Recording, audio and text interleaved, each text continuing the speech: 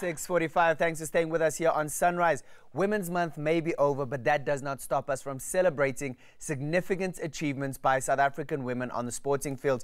Gsport founder Kass Naidoo joins us this morning as we reflect on the advancement of women's sport. As always, you at home can join in the conversation by calling us. We're on 011-447-1742 or 1620. You can also comment on our Facebook and Twitter pages. Kass, thank you so much for joining us. It's good to be here, and it's good that it's not Women's Month, because you know August is packed, right? Exactly. So it's good to be here. And I think that's why we also, it's not just dedicated to 1 month. We should be celebrating, our sporting achievements, because the reality is women have been doing us proud on the sporting field. We speak, women's sport has come a long way. You're the founder of Gsport. Tell us exactly, primarily, why you started that and where it all began for you. It was 11 years ago, 2006. We felt the real need to tell the story of women's sport because nobody was doing it. And everyone was saying, actually, we shouldn't be promoting women's sport. We should make sure that women are doing other things. Empowerment should be about other things. So we launched Gsport. I think we just need that, if you don't mind. Live TV, I love it. We launched launched Gsport to tell the good story of women's sport. And we felt it was important to do so because corporates weren't coming on board at the time. If you look at where Banyana was, for instance, in 2006, they were absolutely nowhere. So 11 years down the line, we're hoping we've told a significant enough story. But Mark, let me tell you something. We haven't actually achieved anything because there's so much to do. There is a lot to do. I mean, when we look at it, it's 2017 and global sports is $1 billion industry. Women are clearly not getting their fair share. They're not getting their fair share, but we're making inroads. If you look at the national women's cricket team, they've got national contracts for 4 years. That took them to the Women's World Cup semi-finals. If you have a look at netball, we've seen a league come through. But also, if you have a look at Banyana, there's great grassroots sports development taking place. And then you look at the USA team having done so well at the World Student Games. I think there are good developments taking place, but without corporate support, Mark, we're nowhere.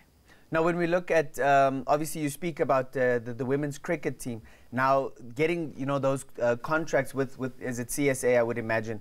Those are strides that have been made over the last while, and for every other sport to catch up, you look at like our netball team, now having played the quad series, they're playing more competitive matches, and that's important, but if there's the backing to make it consistent, is there enough being done in that regard?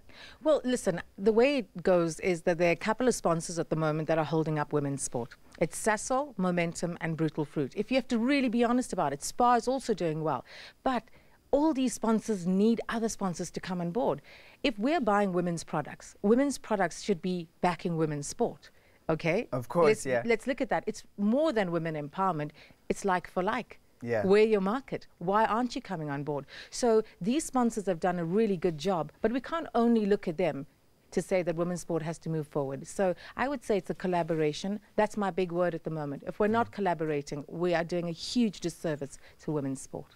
Well, we'd like to remind our callers that you can call us. We're on 011-447-1742 or 1620 to join in the conversation. Now, Kass, I must ask you again, in terms of development and getting girls involved, are we doing enough at grassroots level? Are we getting enough girls at primary school level participating in sports? Is there enough available for girls to get involved in sports? School sport is a big growth area. I think a lot of programs are lacking that one area. If you have a look at cricket, good development, good pipeline, but again, schoolgirls sport is struggling. I'm glad to say the new Minister of Sport is excited and is challenging everybody to put school sport first. I think that's a big growth area. For me, it's important that our girls are performing on the highest stage. And when they get to semi-finals of World Cups, suddenly they're on the front page of newspapers, on the radio, on TV. Results bring you news. If you're not achieving, if Kass is not winning the gold medals, we're not talking about it. But we can't only have one Caster Semenya. She is the champion of women's sport in this country. I was going to speak about her because she won the Athlete of the Year at the Gsport Awards. And the funny thing is she's going through such a tough time as well because, there's obviously, the challenges that she faces. Are those kind of things, do they detract from, what should be a legend in, the sporting world? She called me yesterday. She's in a great mood, I have to say that. I want to be Caster Semenya because nothing phases her. Nothing gets to her. We expect her to win gold, yet she's going through the toughest time off track. She's to be escorted by security to world events. And then we're like, Casta, you have to win gold.